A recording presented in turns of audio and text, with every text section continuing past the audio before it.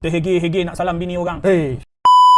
Assalamualaikum warahmatullahi wabarakatuh dan salam sejahtera. Hari ini PMX jawab di Parlimen berkenaan dengan sijil halal yang diserahkan kepada Amerika Syarikat dalam perjanjian perdagangan Malaysia-Amerika Syarikat. Kita saksikan jawapan PMX. Saya singgung sedikit tentang tafsiran umpamanya. Terjerit kata kita ni serah halal kepada Amerika Syarikat. Halal itu serah kepada authoritative body di Amerika. Saya pernah tak kala di Washington, tinggal di Reston, Virginia. Imam Masjid Adams Mosque.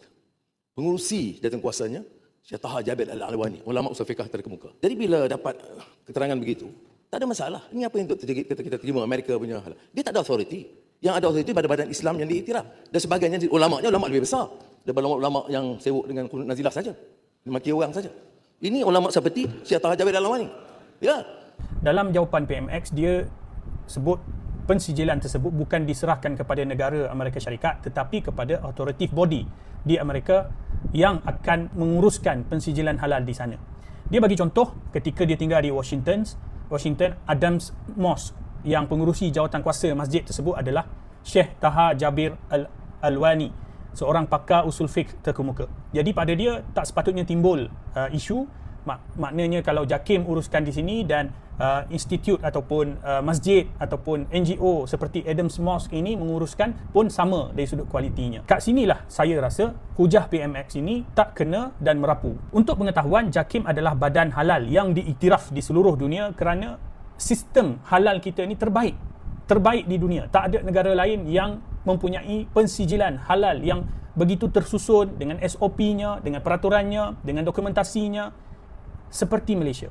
Dan praktis sekarang, mana-mana negara yang nak pensijilan halal JAKIM, dia punya authoritative body mesti mematuhi standard halal JAKIM. JAKIM akan guide mereka, JAKIM akan audit mereka, JAKIM akan certify mereka supaya mereka boleh menggunakan logo halal JAKIM pada produk mereka. Kalau mereka tak patuhi standard SOP dan sebagainya yang ditetapkan oleh JAKIM, maka produk mereka akan di-reject dan tidak boleh masuk ke dalam pasaran negara. Tapi kalau ikut perjanjian perdagangan yang ditandatangani oleh PMX dan Perdana Menteri Amerika Donald Trump, produk makanan dan pertanian yang dikeluarkan oleh negara Amerika boleh menggunakan sijil halal di negara mereka, dan Malaysia tak boleh kenakan syarat tambahan ataupun semakan kedua sebelum masuk ke negara kita. Maksudnya apa? Sebagai contoh, lepas ni kalau daging daripada Amerika Syarikat yang menggunakan logo sijil halal daripada mana-mana badan di Amerika Syarikat, sampai je ke pintu masuk negara kita, dia akan boleh terus masuk ke dalam pasaran negara kita, dibeli oleh